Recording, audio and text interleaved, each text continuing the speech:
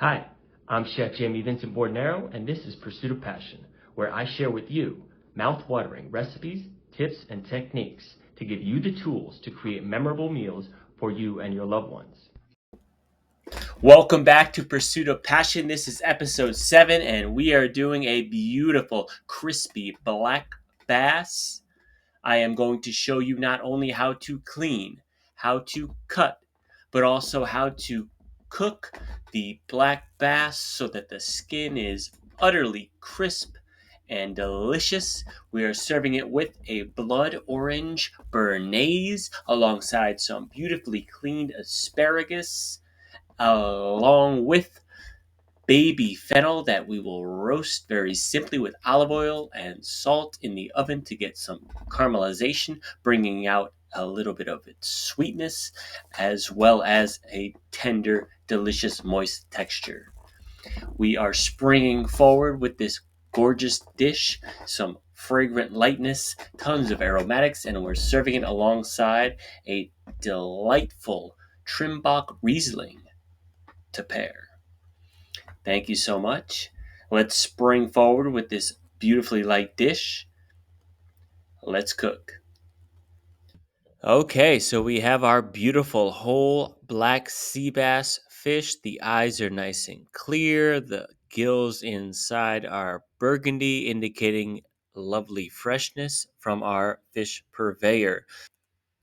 Make sure to ask for your fish being scaled and gutted. That will allow you to work on a beautiful fresh fillet.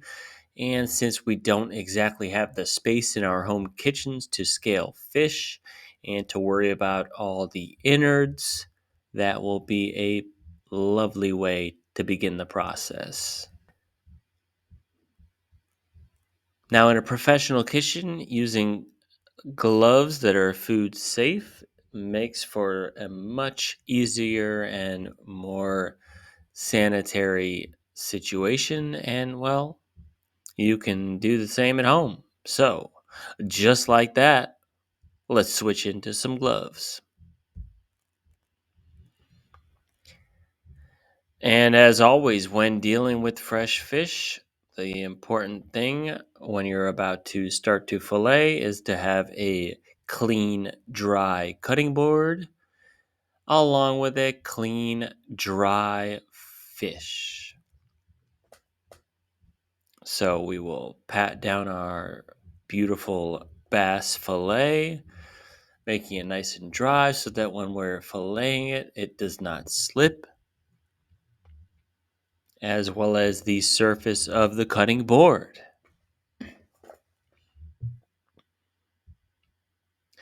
You're going to want to start your filleting process with the belly side of the fish pointed away from you and the tail to the right side if you're a right-handed chef. And we're going to go ahead and begin by slicing underneath the gill area to free up the fillet when we start our filleting process. And basically, you're just using your flexible boning knife to nice and easily make some smooth strokes and free up that fillet for when we get down to the pin bone area. And then we're going to come up through the belly side so that while we're filleting, we don't pierce through that beautiful belly side of the fish and lose out on some of that lovely meat. And to begin our fillet, we start at the tail end and we gently slide our knife nice and through thoroughly with the angle of the blade pointed downward towards the bone so that we don't pierce through the delicate sea bass meat. And essentially what we're doing is slicing right through to separate the meat from the bones in order to open up the fish further so that we can get a much better angle at freeing the beautiful meat from the bones. Once we're able to, we just slide the knife right through in order to free the tail from the bones. And then use an up and over technique in order to free the rest of the fillet. Now, the first side we're not going to completely take off because once we turn the fish around, again, belly side away from us and beginning under the gills, this will allow us an even surface in order to properly fillet the other side. And this time we're starting from the head section of the fish and creating nice, smooth, even strokes in order to gently separate the meat of the fish from the bones, staying above the bones section of the fish, and keeping the knife pointed downward so we don't poke through the beautiful meat of this lovely sea bass. And again, we're basically repeating the same process on the other side, just at a different angle, freeing the tail, and then moving up along the other sections of the fish. Now, once we have both sides freed, we're going to actually use some kitchen shears or scissors in order to cleanly snip through the pin bone section, allowing us to free the fillet from the actual carcass without damaging any of the flesh. We'll repeat the process on the other side, ultimately giving us two beautifully clean fillets without any waste whatsoever. Using our flexible boning knife, we can finish off any leftover areas that need to be trimmed and snip it right through, and we end up with a beautiful clean fillet. We'll set that aside for the pin boning and trimming process. The bones can be used for a lovely stock. In this case, we will discard them as it doesn't suit our dish. Now, clean off your board, set aside your fillet. We'll trim off some of the very, very thin outer portion that would overcook during the cooking process and slice right through some of those pin bones, helping us along the way. Trimming off the tail end prevents that from overcooking during the cooking process. And I like to tidy up a bit, making as clean a fillet as possible. And we'll use our fish tweezers in order to remove any remaining bones. Obviously, as you can see, these are plating tweezers. You can order your very own fish tweezers for the job on JB Prints, for instance. That's a great source for it. In this case, I was able to remove those with my plating tweezers, which come in handy when you need them. And now we have our beautiful clean fillet. I'm just trimming off a little excess meat to make sure it just looks as pristine as possible. And we'll continue the process with the other fillet, slicing right through that outer portion, removing the majority of the bones as well as any thin portions on the outside that would overcook. Get rid of that tail end that would definitely overcook, trimming it up to make it neat as possible, and going over any last minute pin bone needs that we have. Clean that bad boy up, and we have two beautiful fillets that we will prepare for the cooking process.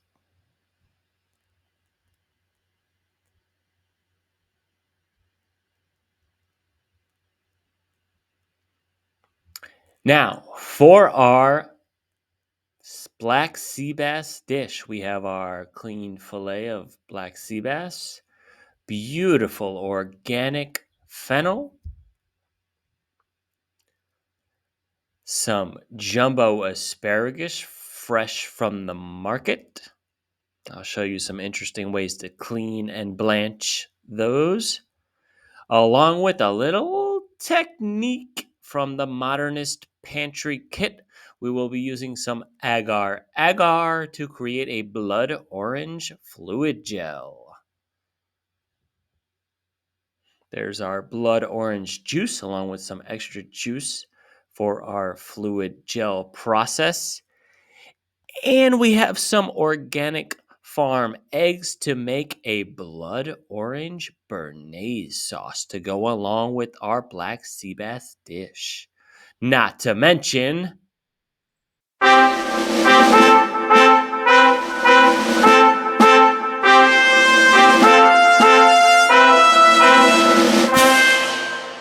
Plura butter, of course, for our Bearnaise. And we have a lovely Trimbach Riesling to pair.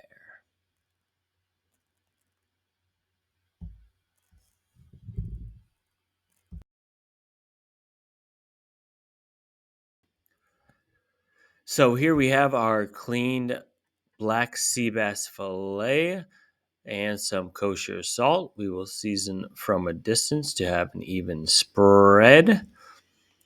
Season the skin side first. Flip our fillet over. Season the meat side of the fish. And we'll let that rest for about 10 to 15 minutes to draw out some of that moisture. And now we'll take a paring knife or any flat bladed knife, going from the head end of the fillet towards the tail. We will begin to use a scrape motion.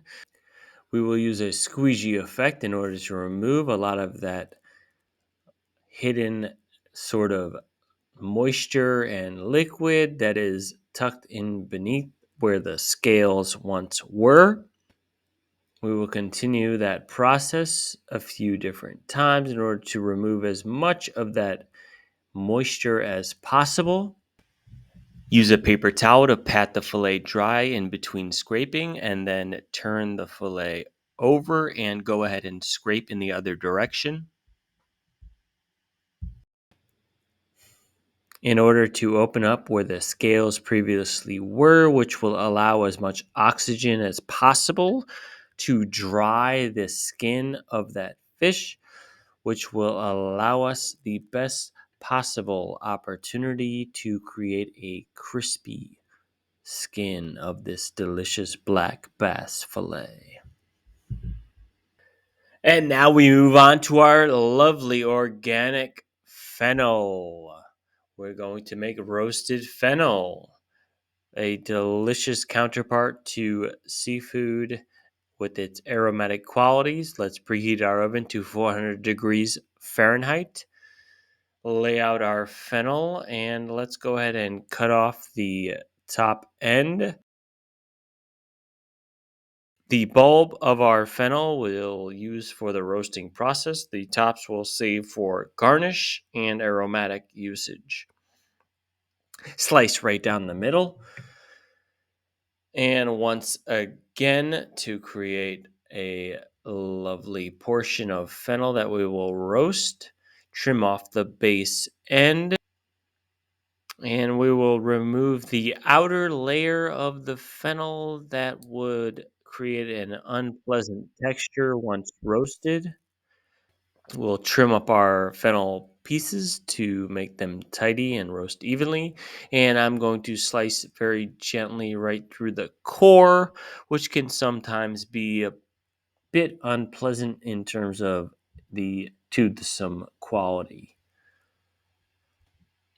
Once we have our fennel portions nice and clean, we will gently marinate them with some extra virgin olive oil to coat them evenly. We will season them with kosher salt and roast in the oven for 8 to 10 minutes.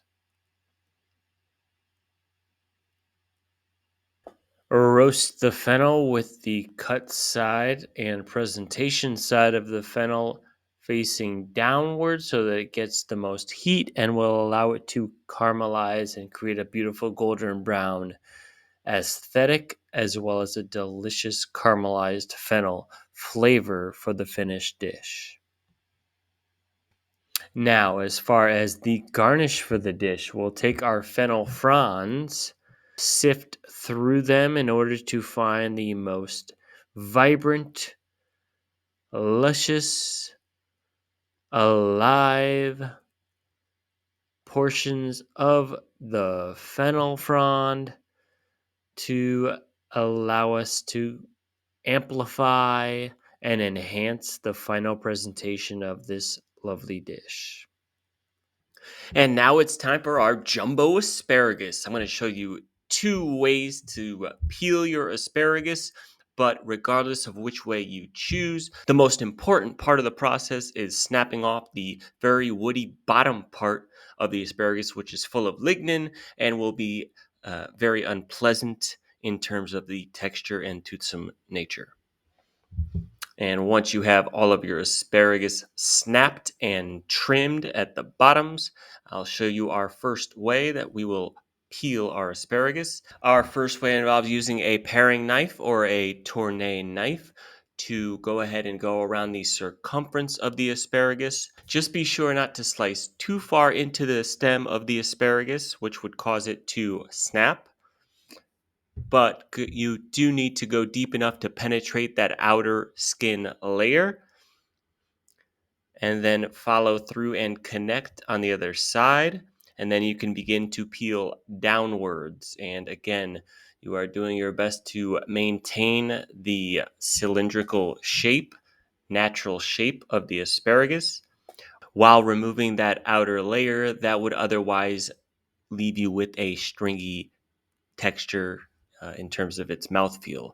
And as you can see, it leaves you with a lovely textural contrast that it creates once cooked and aesthetic appeal as well. And now for our more traditional method, you can go ahead and break out your vegetable peeler and very simply peel the asparagus around the circumference, making sure that each new peel starts where the previous peel ended in order to maintain its natural shape. And once you have all of your asparagus peeled one way or the other, it's time to blanch our asparagus in some boiling salted water.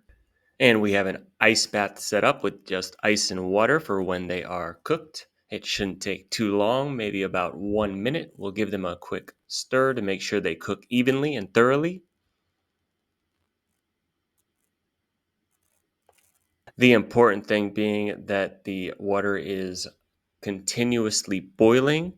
It will allow all of that beautiful chlorophyll to be activated, creating the most vivid, bright green color, maintaining nutrients, and reaching optimal flavor for our asparagus. And once the stalk is tender, we can go ahead and plunge them immediately into our ice bath, which will help set that chlorophyll, that vivid color, and stop the cooking process. And it looks like our roasted fennel is ready to rock.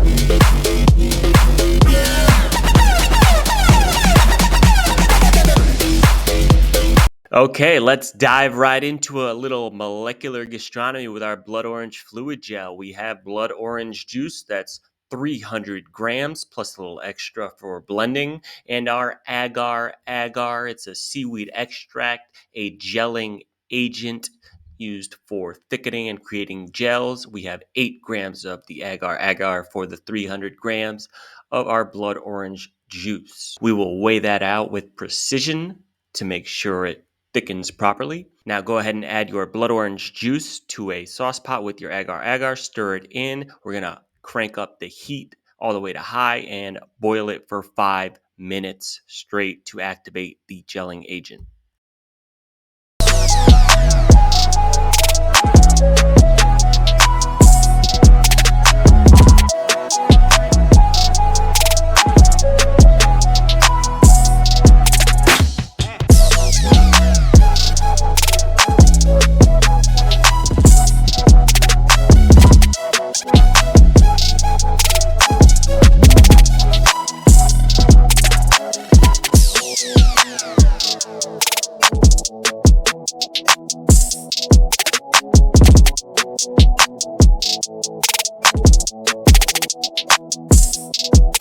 After the 5 minutes of boiling, let's go ahead and take our fluid gel mixture and spread it out thin onto a plate or a pan, and we will cool it until it solidifies.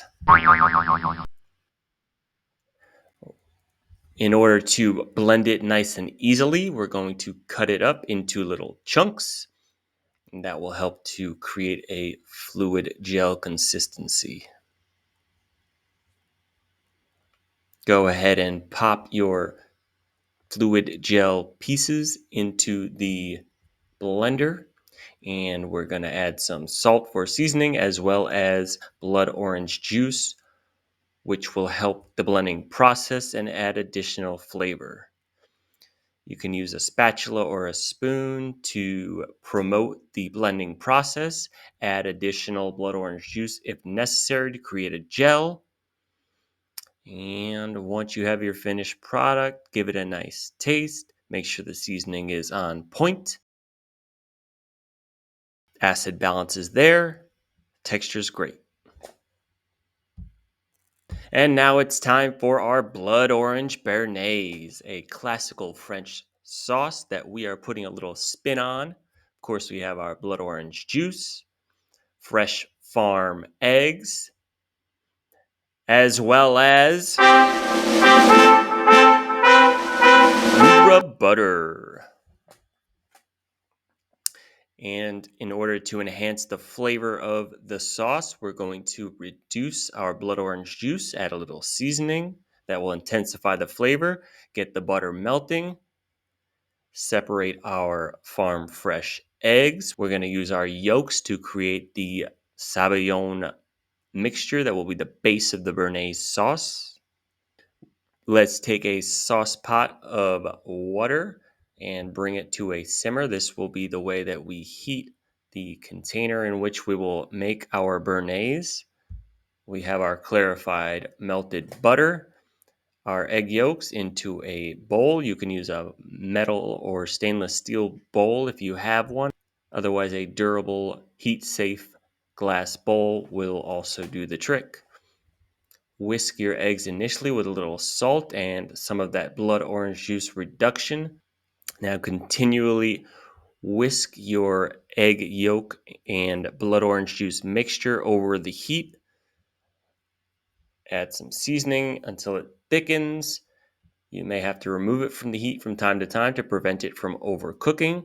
Once it's reached a nice thick ribbon stage, you can begin drizzling in your butter and drizzle in all of your clarified butter until it is fully emulsified and thick and reaches a nappe consistency.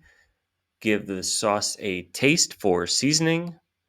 Make sure the acid and salt balance is perfect.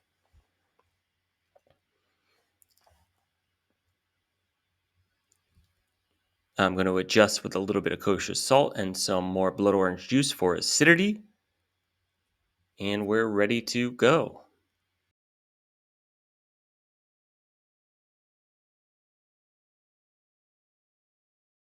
And now it's time for our sommelier selection. Today we have a beautiful Trimbach Riesling, a 2020 vintage from the Alsace region in France. This Riesling has a beautiful bright acidity that will help to cut through the richness of the Bearnaise sauce.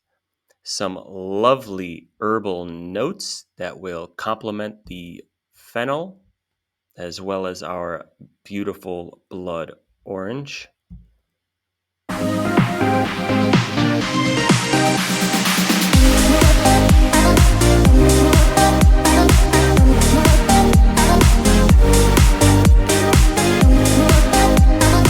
Now, it's time to cook our black sea bass. Traditionally, I'd use a fish spatula for the job.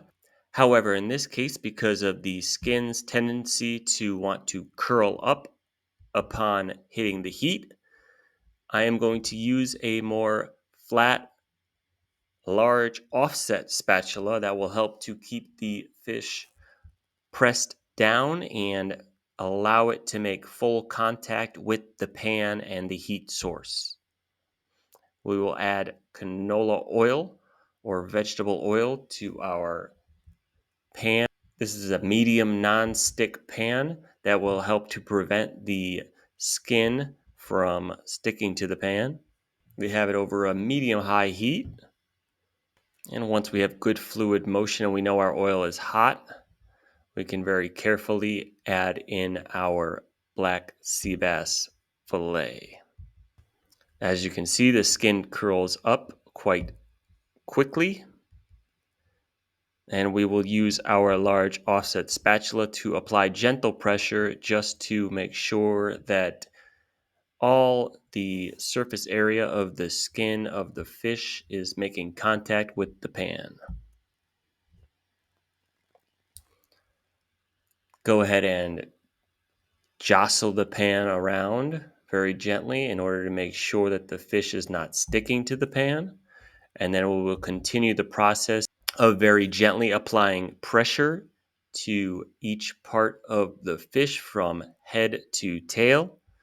This will ensure equal contact and equal cooking and caramelization of the skin.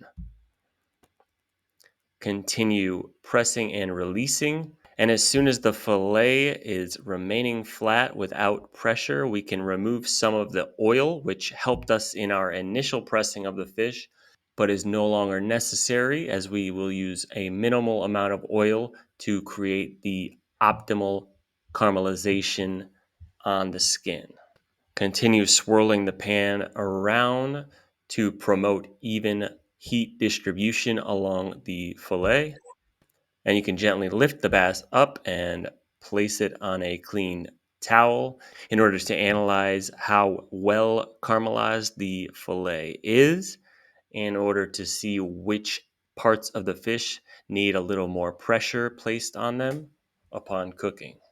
Continue the process of rotating your fish until it's about 85% cooked, and then it's only at the very end that we'll give it a gentle kiss on the other side when it's finished to remove some of the raw flavor, but keep it relatively medium rare to medium internally.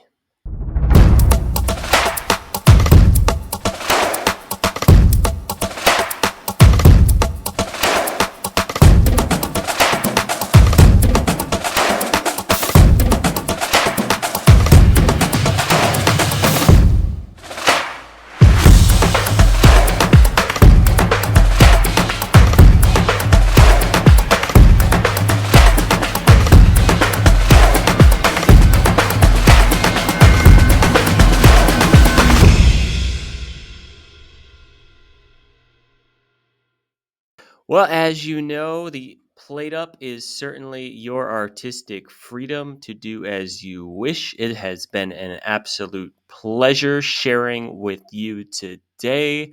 I hope you enjoyed the video. If so, please hit the like button.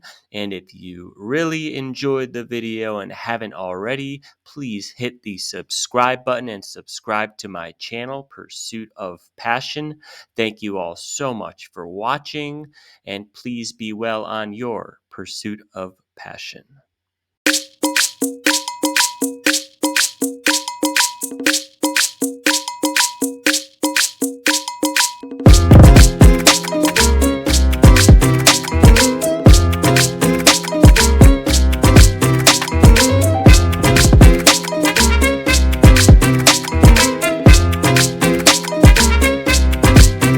Switch.